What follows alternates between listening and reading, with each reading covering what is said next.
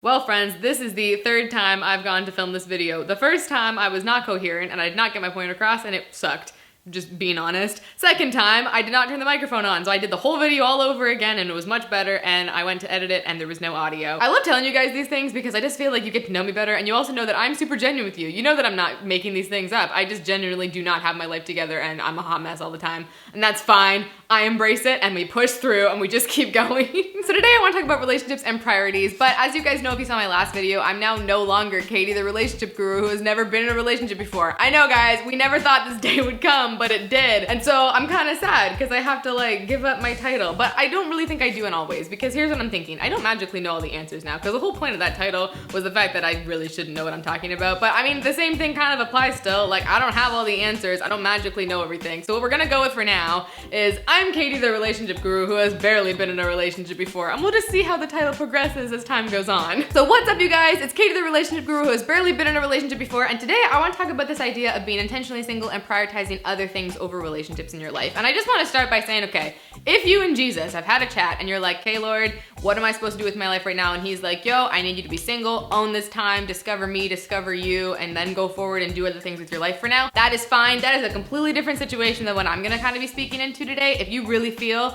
like this is something that you're supposed to be doing and you're called to, that is totally fine. And I support you. You do you. That's awesome. What I'm gonna be talking about today is this whole kind of cop-out idea that I'm seeing, because a lot of millennial Christians, as well as just like people in general that I talk to, have this whole idea that they have a timeline for their life. What I'm seeing is they're like, okay, I'm gonna graduate high school at 18, I'm gonna go to college for 4 years, and I'm gonna graduate college when I'm 22. Then I'm gonna start working and have a successful career until I'm around 25, and then God's gonna bring a spouse into my life and we're gonna get married and have a family and live happily ever after. But the problem is, on this entire timeline that they've made for themselves, they haven't really asked God what his idea is for them from like ages 18 to 25. They've just decided what they're going to do, and they're just like, I'm not gonna date in college. I'm not gonna even think about other people because it's about my career and my school and I don't want distractions. To be fair, when you are in a relationship, it is going to distract you a little bit. So I get it if you like really need your grades to keep up, that you just don't want to be distracted. But my question is, where is God's plan in all of that? Like, what if he brings this amazing person into your life when you're 21, but because you've decided that you're just never gonna look at anybody until you're 25, you miss it?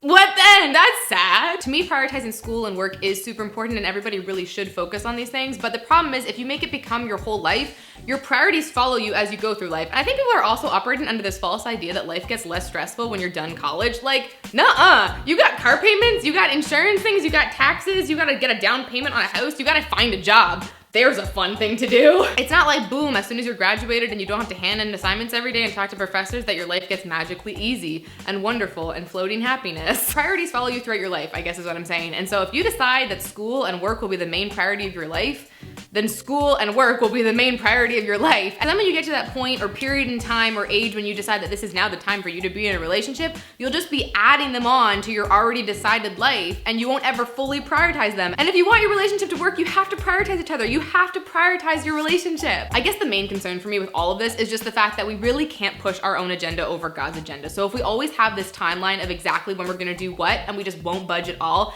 God can't even work in our lives the way he wants to. Like, he can't give us the amazing things he wants to give us because we won't accept them, because what if they don't go with our timeline? And I'm not even talking about just romantic relationships here. It's also platonic relationships or job opportunities or cool experiences that you get to do that he wants you to do, but you won't do them because they don't fit with your timeline. God's agenda is so much better than our agenda. And if we just hold our life so close to us and we get so scared of going out on a limb and trusting him and losing control, he can't ever do anything, because we'll just stick to that one pattern and it could be so much less than what we could be living. And to be clear, I'm not trying to say that the only way you can be happy in college is to be in a relationship, or that, you know, if you're single until you're 25, that's a bad thing, because heck no, no. Oh my gosh, no, that's not what I'm saying. What I am saying is that when we give God full reign of our life and we hand our timeline over to him, he can decide when we're in a relationship, what job we're gonna be working, what city we're gonna move to. When he has all that control, life just works so much better, and it's actually going to be a much more joyful experience for you. And you know, your life may very well turn out to be exactly the way that you thought it was gonna go, but to me, it just is smarter to do it while in communication with God, other than just bulldozing straight ahead without talking to anybody about it. So those are my thoughts today, but I hope this is kind of a conversation starter, and I'd love to talk about this more in the comments below, because I'm sure we're all gonna have very different perspectives and opinions on this, which is interesting to me. Thank you guys so much for watching as always, and if you want and you don't already follow me, you can follow me on my social media, which is over here, as well as you can click the subscribe button if you're not already subscribed, which I believe